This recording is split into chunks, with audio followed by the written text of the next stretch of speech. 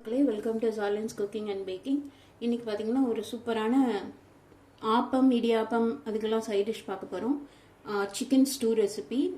வாங்க எப்படி செய்யலான்னு பார்க்கலாம். ஃபஸ்ட்டு ஒரு கடாயை வச்சுட்டு தேங்காய் எண்ணெய் ஊற்றிக்கலாம். இந்த ரெசிபி தேங்காய் எண்ணெயில் செஞ்சால் ரொம்ப டேஸ்ட்டாக இருக்கும்.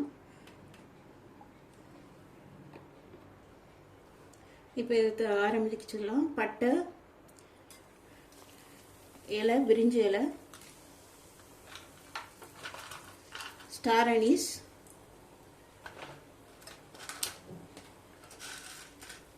லவங்கம், கருவேப்பிலை, அதுக்கப்புறமா ஒரு இன்ச்சு அளவு இஞ்சி இந்த மாதிரி பொடியை நறுக்கி வச்சுருக்கேன், அது போட்டுக்கலாம். அப்புறம் 6 பல்லு பூண்டு அதையுமே சேர்த்து போட்டுக்கலாம்.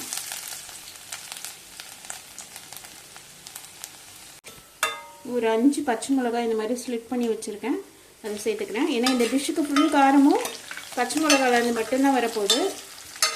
இதனால்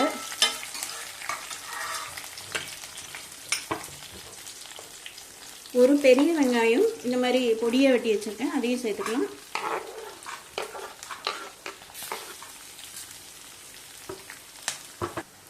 வெங்காயம் நல்லா வதங்கிடுச்சு. இப்போது ஒரு கேரட் இந்த மாதிரி பொடியாக வெட்டி வச்சுருக்கு, அதை சேர்த்துக்கலாம்.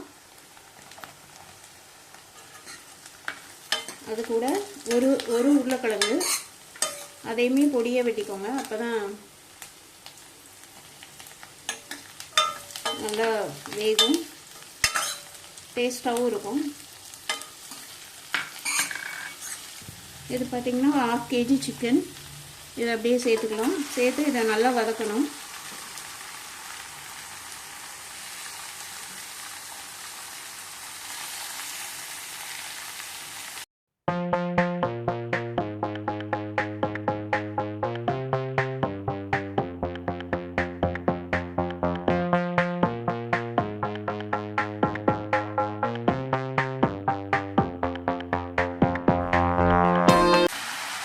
இந்த டிஷ்ஷுக்கு தேவையான 1 டேபிள் ஸ்பூன் கல்லுப்பு போடுறேன். சிக்கன் நல்லா வதங்கிருச்சு. இப்போ பார்த்தீங்கன்னா தேங்காய் பால் எடுத்து வச்சுருக்கேன். ஒரு முழு தேங்காவை 2 தடவை எடுத்திருக்கேன். இது 2வது பால், கொஞ்சம் தின்னாக இருக்கும். அதை ஃபஸ்ட்டு ஊற்றி இந்த சிக்கனை வேக வச்சுக்கலாம்.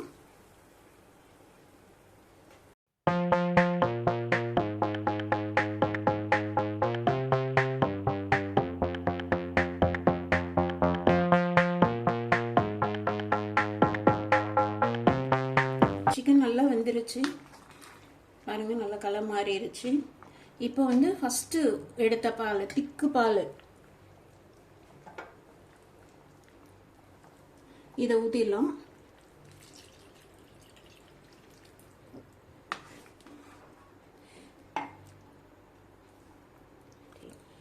இது ஃபஸ்ட்டு பால், திக்கான பால் ஊற்றின பிறகு உப்பு மட்டும் அட்ஜஸ்ட் பண்ணிக்கிறேன்.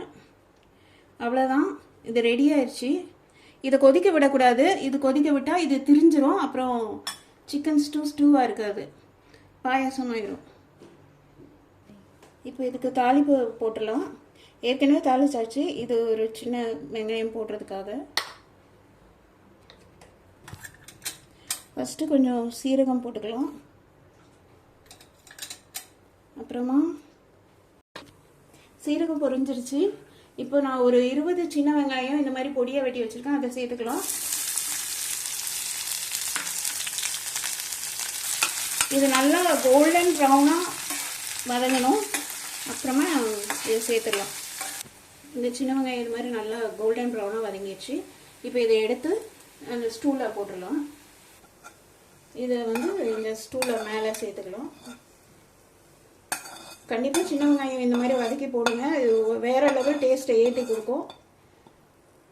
இது மாதிரி சேர்த்துட்டு இதை ஒரு லைட்டாக ஒரு கிண்டி விட்டால் நம்ம ஸ்டூ ரெடி. சரி, எவ்வளோ நல்லாயிருக்கு பாருங்கள். கண்டிப்பாக ட்ரை பண்ணுங்கள். ஆப்பம் இடியாப்பத்தோட செம்ம பெஸ்ட் காம்பினேஷன். நாங்கள் இன்றைக்கி ஆப்பத்தோட சாப்பிட போகிறோம்.